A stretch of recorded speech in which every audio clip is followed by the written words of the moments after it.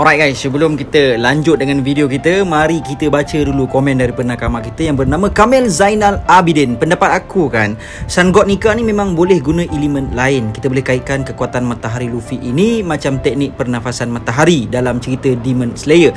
Izinkan aku cerita sikit tentang teknik pernafasan matahari cerita anime Demon Slayer. Teknik pernafasan matahari ini adalah teknik pernafasan pertama yang tercipta bagi pembunuh iblis. Teknik ini merupakan akar dari semua teknik pernafasan yang dipakai oleh para Hashira dan pembunuh iblis. Watak utama anime ini merupakan pengguna teknik pernafasan matahari. Selain itu, dia juga pernah menggunakan teknik pernafasan elemen lain seperti teknik pernafasan air, api dan petir.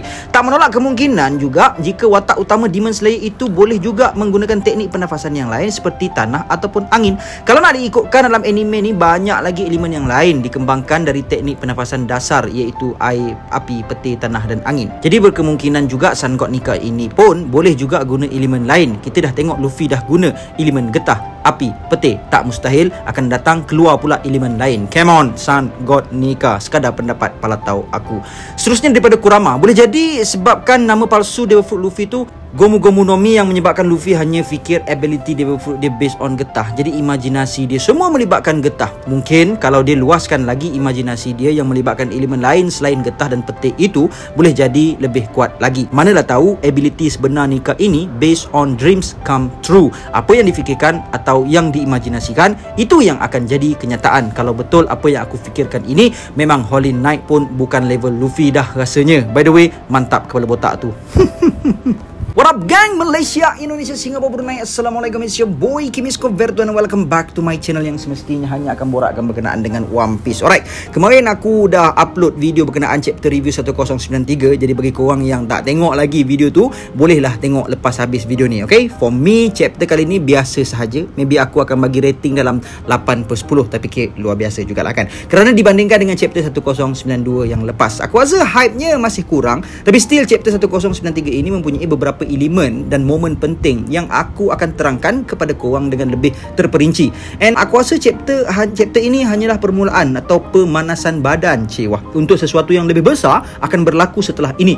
By the way, untuk video analisis dan prediction ini aku akan bahagikan kepada dua bahagian. Jadi lepas habis part yang pertama ni, korang kena tunggulah part yang kedua pula, kerana barulah complete penjelasan yang korang dengar dari aku berkenaan analisis chapter 1093 ini dan prediction untuk apa yang akan berlaku pada next chapter. Dan untuk video ni aku hanya akan huraikan lebih banyak di bahagian part Zoro sahaja. Dan kalau untuk part Luffy dan Kizaru tu, korang kena tunggu pada part yang seterusnya. Jadi tanpa melengahkan masa lagi, jom let's proceed with the content. Tapi sebelum itu, kepada korang yang belum lagi subscribe channel aku harap korang dapat subscribe dan menekan bell notification button so that korang tak ketinggalan video-video dari aku. Follow IG Kimis Converto so that korang dapat update terkini dari aku. Join grup Telegram Converto Fleets untuk berpeluang memenangi hadiah giveaway setiap bulan. 5 pemenang akan dipilih every month. Ayo kita jadikan channel ini setanding dengan channel-channel teori yang ada di seluruh dunia. Say with me guys, Ikuzo Yarudamo. Joy orange, joy apple, mangga dan jambu batu. Joy untuk satu, joy untuk dua, joy untuk semua. Sebelum aku masuk dengan part Zoro, aku memang tak sabar nak borak dengan korang berkenaan our chef kita, Sanji.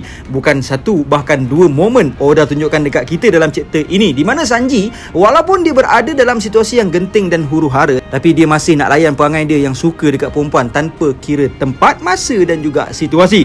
Bayangkanlah masa Frankie duk sibuk bercakap dengan Vegapunk berkenaan tentang keadaan Bonnie, Sanji ni dia bukan kisah dah Kizaru ke Rob Lucci ke, bila dia dengar je Frankie sebut nama Bonnie, dia terus mencelah. Kerana bagi Sanji, perempuan adalah number one. Bagi aku pujilah Oda, sebab dengan momen-momen macam ni, kita still akan ingat nostalgia awal-awal kita mula kenal Sanji dulu. Sebab sekarang kalau korang perasan, momen-momen funny dan lawak dalam One Piece dah semakin berkurangan sejak time skip. Dulu memang boleh dikatakan yang hampir setiap episod anime One Piece memang akan ada momen yang akan menggelikan hati kita kan. Tambah-tambah pula Luffy dengan momen kebodohan dan lagu-lagu dia tu kan. Tapi aku tak salahkan Oda yang jika momen-momen lawak ni berkurangan, sebab aku faham sekarang One Piece pun dah sampai ke arc yang dah semakin serius dah kan. Jadi mungkin agak jarang lah momen-momen lawak ni akan muncul. Dan maybe sebab itulah aku rasa Oda munculkan Gear 5 Luffy ini kepada kita, kerana Oda masih nak kekalkan elemen lawak tu dalam One Piece. Cuma untuk part Gear 5 ni nanti aku huraikan dengan lebih detail pada part kedua. Alright, kembali semula dengan Sanji. Dan aku yakin fans Zoro sekarang ni lagi sukalah dengan apa yang berlaku dengan Sanji. Sebab kita tahu fans Zoro dengan fans Sanji dah macam Messi dengan Ronaldo kan. Nak buktikan siapa lebih kuat, siapa lagi bagus kan. Tambah masa aku tengok Twitter dan Insta tadi, penuh aku tengok yang ramai fans Zoro kata yang Sanji bukanlah di level seperti Zoro. Yes, sebenarnya aku setuju dengan tu. Dan bagi aku Zoro memang mempunyai kekuatan dan yang melebihi kekuatan Sanji. But aku suka dengan cara Oda kekalkan penceritaan ini kepada Sanji, kerana kita kena perhatikan masa dekat Wano dulu, di mana awal-awalnya memang Sanji dimalukan oleh Oda, di mana dia ditangkap Black Maria dan kena belasah macam tu sahaja, dan last dia diselamatkan Robin. Tapi walaupun pada awalnya Oda tunjukkan dekat kita macam tu berkenaan Sanji ni, tapi bila sampai masa dia beraksi, kau tengok momen dia tu memang lain macam brother. Tambah masa episod 1061 which is pengakhiran pertarungan Sanji dengan Queen. Memang meremang gila tengok episod tu kan. Jadi bagi aku memang aku suka dengan cara Oda still kekalkan keadaan macam ni pada Sanji, walaupun dia tahu ada Admiral telah datang menyerang. But aku masih menjadi tanda tanya, kenapa Sanji tak dapat naik kenderaan Vega Tank tu? Adakah memang kenderaan tu ada 2 tempat duduk je, atau memang Sanji tak sempat masuk ke dalam Vega Tank tu? Tapi memang momen tu tak boleh belah lah. Siap bergayut lagi member kan.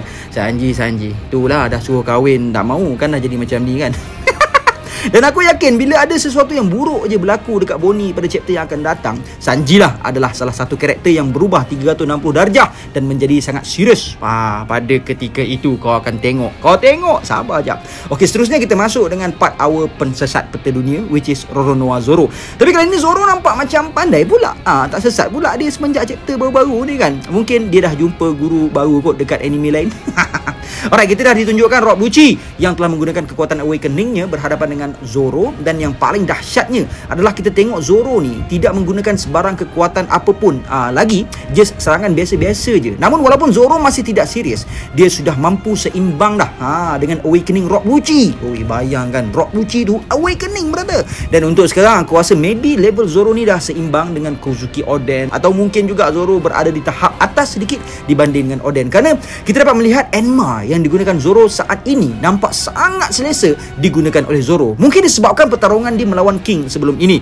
Banyak dah peningkatan kekuatan yang Zoro dapat, seperti haki, kekuatan speed dia kan, kelajuan dia, bahkan pertahanan dia, defense dia. Kerana kalau korang perhatikan betul-betul fight King dengan Zoro dulu, aku berani cakap yang King lebih banyak menyerang dibandingkan dengan Zoro. Dan mungkin kerana itulah sekarang kita dapat lihat Rob Lucci, walaupun dia cuba menyerang Zoro, tapi mudah Zoro menghalangnya begitu sahaja. Kemudian aku juga rasa Rob Lucci ni dia punya confident tu over sangat. Kau ingat tak chapter sebelum ni Lucci pernah berkata yang dia tak rasa pun Luffy ni macam Yonko. Tapi kau tengok kau tengok bila dilawan je dengan Luffy, kita dapat lihat Luffy mudah mempelantingkan Lucci ke merata-rata tempat macam bola. Itulah orang kata jangan cakap besar sangat kan dah terkena. Sekarang dia cakap besar pula dengan Zoro. Aku rasa tak lama lagi Lucci ni memang menyesal lah dengan kata-kata dia tu kan.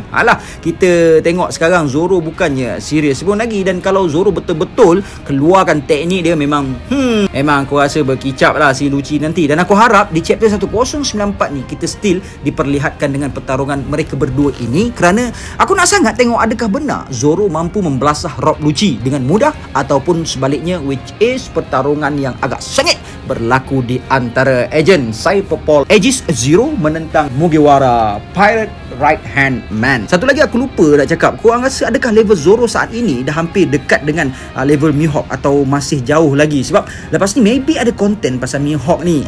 Jadi kalau korang semua ada point yang menarik, InsyaAllah aku akan pilih 2 atau 3 dan bacakan pada video tersebut, kerana dah banyak peningkatan kekuatan yang berlaku pada Zoro saat ini. Dan aku rasa Zoro mungkin dah bersedia, ni aku rasa je lah, untuk berlawan dengan Mihawk. Tapi untuk menang maybe tak lagi lah kot. So aku harap korang boleh komenkan pendapat korang di bawah berkenaan tentang Zoro dan Mihawk ini. Jadi aku rasa setakat ini dulu analisis dan penjelasan berkenaan part pertama, dan untuk part yang kedua nanti kita hurai bahagian Luffy versus Kizaru dan Vegapunk pula. So guys, sebelum aku akhiri video ini macam biasa, sedikit renungan. Yang paling mulia di sisi Allah bukan yang paling tinggi jawatan, bukan yang paling masyhur di dalam TikTok dan media sosial, bukan yang paling banyak duitnya, bukan yang paling banyak ahli keluarganya, bukan yang paling lama pemerintahannya. Inna akramakum indallahi atqakum. Yang paling mulia di sisi Allah adalah orang yang paling bertakwa kepada Allah. Tuan-tuan, tengok orang yang paling kaya, duitnya 100 bilion USD. Contoh, dia ada harta pada pukul 8.30 malam sebanyak 1 trilion. Lalu pada pukul 9 malam per tarikh yang sama dia mati. Maka berapa trilion yang dia boleh bawa ke mahsyar? Jawapannya, kata para ulama, tidak RM1 pun yang dikepilkan, bahkan 1 sen pun yang dapat dibekalkan oleh ahli keluarganya di dalam kuburnya. Itulah nilai dunia. So guys, that's all I have untuk perkongsian kita pada kali ini. See you guys in the next content. And until then my gang, there is no God except Allah. Assalamualaikum warahmatullahi